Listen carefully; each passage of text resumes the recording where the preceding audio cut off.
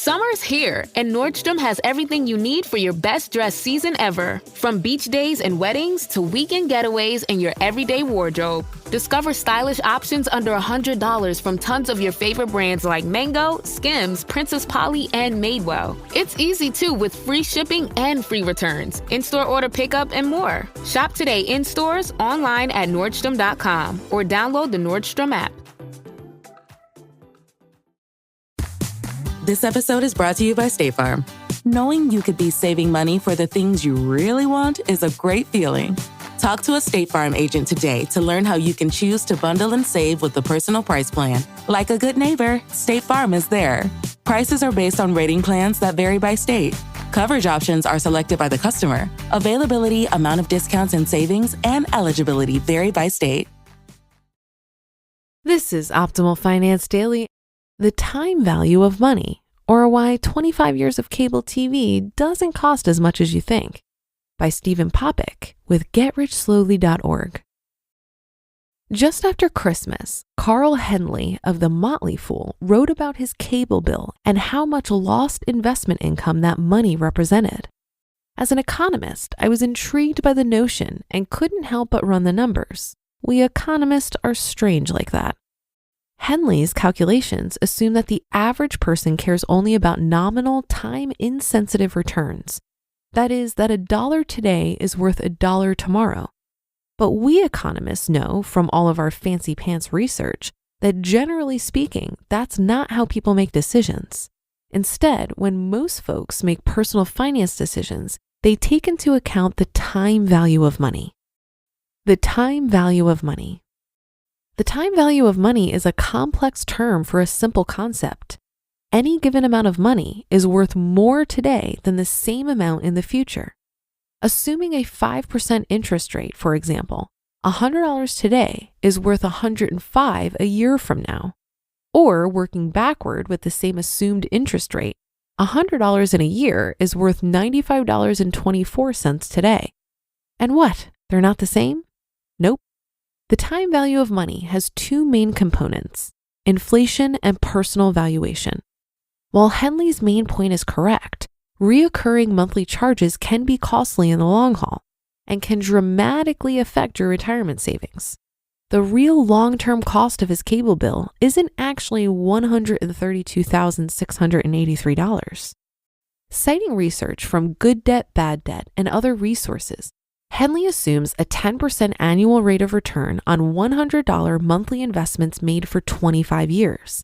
His example assumes that we value $100 invested today the same as we value $100 invested 25 years from now. In reality, $100 today is likely to be worth much more than $100 in the future. Note, one reason stocks need to show strong long-term growth and why bonds pay interest is that investors must be compensated for the time value of money. Otherwise, investors could use that cash for something else. There's a simple rule to describe the conditions that make investors willing to invest in equities like stocks versus, say, TIPS, bonds that automatically adjust for inflation. Expected rate of return is greater than or equal to the expected inflation rate plus the time value of money. In other words, for an investment to make sense, its expected rate of return has to be greater than the total of the inflation rate. In general, people react to the real after-inflation rate of return, not the nominal pre-inflation rate of return. And your personal time value of money. What could you do with your money today other than put it in this investment? This is somewhat related to opportunity cost and is very tough to measure on a personal level. We each have a different time value of money. For you, a 1% high-yield savings account may tempt you to save, but your brother may rather spend the money on a new car instead. Painful, but not as much. Returning to Henley's cable bill, it's fine to assume constant rates over time to keep things simple.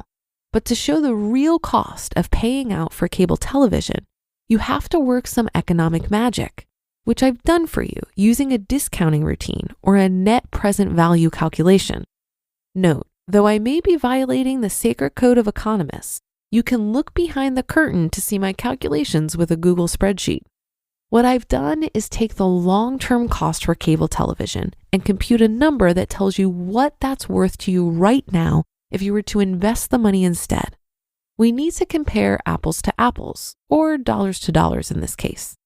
Assuming an annual inflation rate of about 3%, the net present value of $132,683 is about $63,250. That is, the $132,683 Henley could pay towards his cable bill over the next 25 years is actually worth about $63,250 if invested in equities, such as stocks or mutual funds, returning an average of 10% with 3% inflation in today's dollars. And assuming his personal time value of money, what the cash might be worth to him if he used elsewhere, is also 3%. Real cost of watching cable for 25 years instead of investing is about $30,000. If you extend the time frame to 30 years, that estimated cost grows to over $50,000. Your time frame matters. The moral of our story. When you look at savings in nominal terms, when you look at the raw numbers, you overemphasize the value of future holdings. The future is uncertain. Inflation gnaws at your money, and consuming today is more pleasurable and more certain than consuming later. This is a mistake that many people make when talking about personal finance. David Bach's famous latte factor from The Automatic Millionaire and other books is perhaps the most notable example of this fallacy. Bach ignored the time value of money. Still, his primary point that cutting reoccurring costs can help you meet your savings goals is completely valid. Small, easy changes to your habits can have an enormous impact on your future financial status. But it's important to consider all of the factors. One way to do that is to use a spreadsheet or something similar to compute the net present value of the proposed savings. When you do this, you can ask yourself questions like, would I rather have $30,000 today or cable television for the next 25 years? There's no one right answer. It all depends on your time value of money. You just listened to the post titled The Time Value of Money, or Why 25 Years of Cable TV Doesn't Cost as Much as You Think, by Stephen Popick with GetRichSlowly.org. Imagine you're a business owner who has to rely on a dozen different software programs to run your company, none of which are connected, and each one is more expensive and more complicated than the last. It can be pretty stressful. Now imagine Odoo. Odoo has all the programs you'll ever need, and they're all connected on one simple, easy-to-use platform, giving you peace of mind that your business is always being taken care of from every angle. Odoo has user-friendly open-source applications for everything. We're talking CRM, accounting, inventory, manufacturing, marketing, HR, and everything in between. Basically, if your business needs it, Odoo's got it. Odoo sounds pretty amazing, right? So stop wasting your time and money on those expensive, disconnected platforms and let Odoo harmonize your business with simple, efficient software that can handle everything for a fraction of the price. It doesn't get much better than that. So what are you waiting for? Discover how Odoo can take your business to the next level by visiting odoo.com. That's ODOO.com. Odoo, modern management made simple.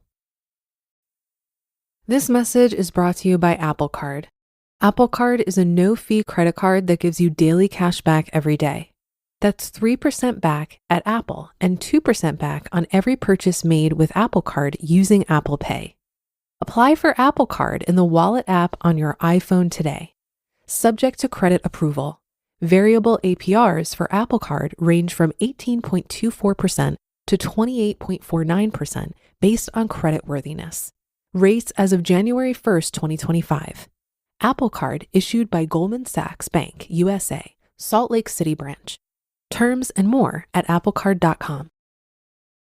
I thought this post was pretty interesting, but I'm not sure it does anyone any favors when it comes to choosing if you'll spend your money now or invest it for later. When I see calculations like, if you didn't spend X and you instead invested it, it'll be worth Y in 30 years. I typically don't get hung up on the specific numbers. The way I see it, these statements are really trying to communicate opportunity cost and the power of compound interest to entice people to spend less and invest more.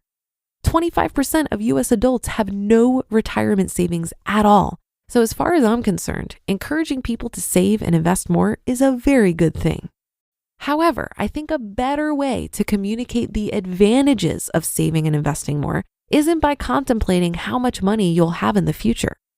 I think it's recognizing the benefits you can get right now. Not spending money on luxurious material possessions offers me a lot of peace of mind right now. Because I don't own a lot of expensive things, I have less things to clean, maintain, and protect. And anything lost, stolen, or damaged is really easy to replace. Furthermore, by front-loading all of my retirement savings during high-earning years relatively early in my career, I can take the foot off the gas in my 30s and enjoy working less. Same goes with keeping my overall expenses as low as possible. This allows me to work less and spend my time doing the things I really enjoy. I'm not sure delayed gratification works well for me. So if you're in the same boat, I hope considering all the ways you can benefit from spending less and investing more now is helpful. That'll do it for today and another installment of Optimal Finance Daily. Have a happy Thursday. Thank you for being here every day and listening. And I'll see you on the Friday show tomorrow, where your optimal life awaits.